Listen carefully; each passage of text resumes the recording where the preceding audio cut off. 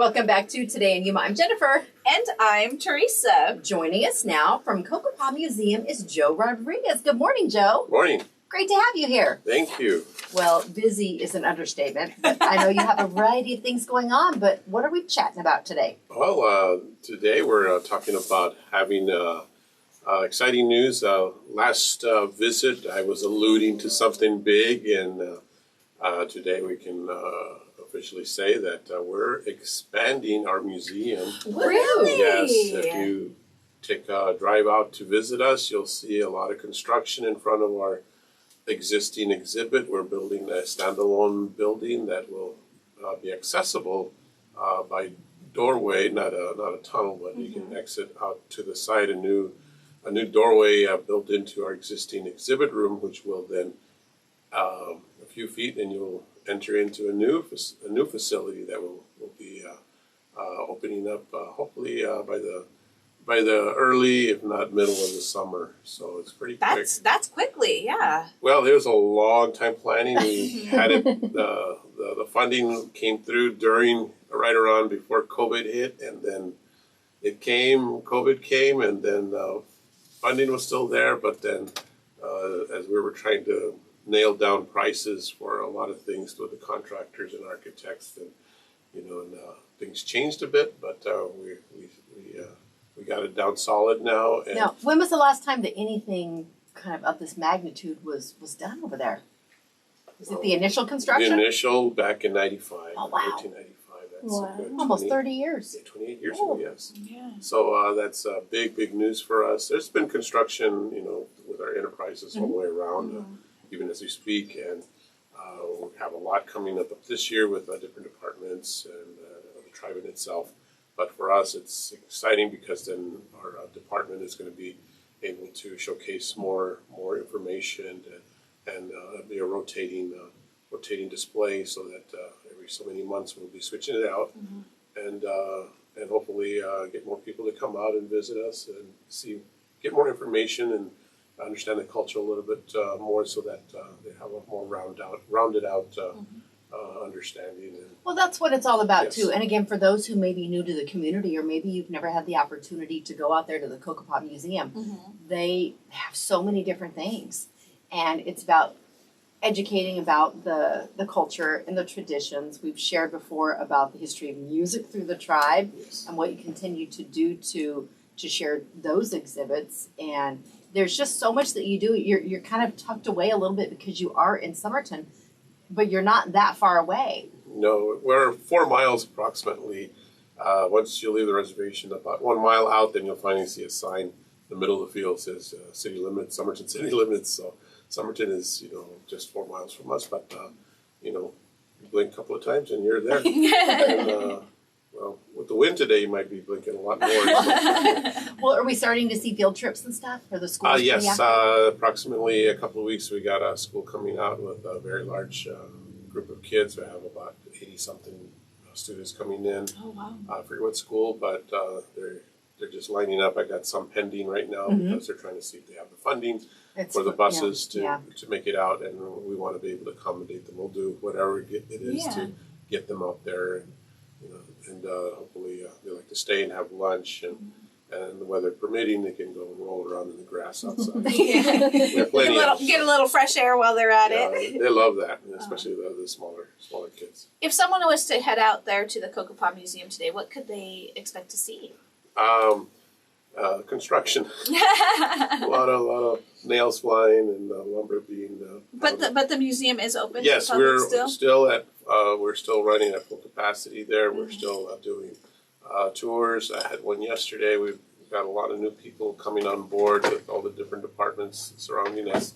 We actually have a new curator coming in on Monday, so we're excited about that as well. So that makes me even more busy. You're going to have to do some training. Yeah. And we're the displays are the same, but the information is there. There's a lot more we add to it, so that it's more fresh than it was the last time people come.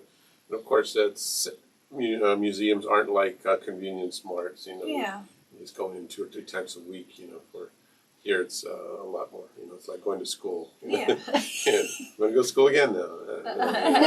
So we try to make it more inviting and exciting for. Well, change up the exhibits and just Yeah. you know. Yeah, and I have people that we have plenty of last year we had lots of homeschools come through, and some of them have gone students or either parents have become teachers and they start up at a school and say, hey, I was a homeschooler, but I'm a teacher. I'm bringing all of our classes in. I said, wow, good, super. That's exciting to have them come out as well. So we're getting the news out there. Well, and if other people are listening or watching on the Sunset Health Feed, share it with other people. I know we have a variety of the homeschool kind of the consortiums and stuff, and several of them know each other. So share that. Yeah, and they do. We've been, like I said, they just spread it out all over. So, and of course, we get our regular group of kids I love that they're branching out and starting to go to your museum. You know, there's so much history here. We talk about it all the time with our museum segments, but there's so much more. You know, just by taking a little, 15-minute trip, you can learn so much more about our area. Yeah. And that's even locally, people don't even know. Yeah. I've had so many instances where people live in Somerton 4 miles away. Who haven't been. They just thought we were some of the businesses and I said, no, we're a tribe here that's been here for generations. And they're, oh, I didn't know that. So, and then even still, we have a lot of people still come in. We get about a good number every day. People that just passing through. Say, well, what can I do in Yuma? And they visit some of the major points of interest, and we pop up on the top 5. Good. And they come out and visit, and they say, you got quite a tribe together. Yeah. That's make awesome. it worthwhile. Well, but there's so much to see on the way out. Oh, yes. And you say generations. We're not talking 1 or 2. No. We're talking hundreds. That's hundreds and hundreds and hundreds. Eons. Well, here's an idea too, because I know it's something that we're all up against as far as the field trips and stuff. Yes. Transportation costs are expensive, and it's something that some people don't deem as necessary. If someone in the community is interested in maybe sponsoring a school for their field trips to cover the expense costs, you can do that. Whether it's School District 1, the Yuma Union High School District, go to their district page or the specific school website, and remember, you can do your dollar for dollar tax credit for education. And it might be a great opportunity where you can pick and choose. So if you know that your kid's class wants to go to the Cocopah Museum, maybe you can pay for that transportation. Exactly. I'm just throwing that out there. There's ideas. We've gotten creative the last few years. People got money to throw away. Yeah, if it worthwhile does. and worthwhile, and it benefits the children, and it gets them excited because sometimes whether they read it in a book or see it in a movie or TV show, they go, oh, we have some here, So it's exciting for them.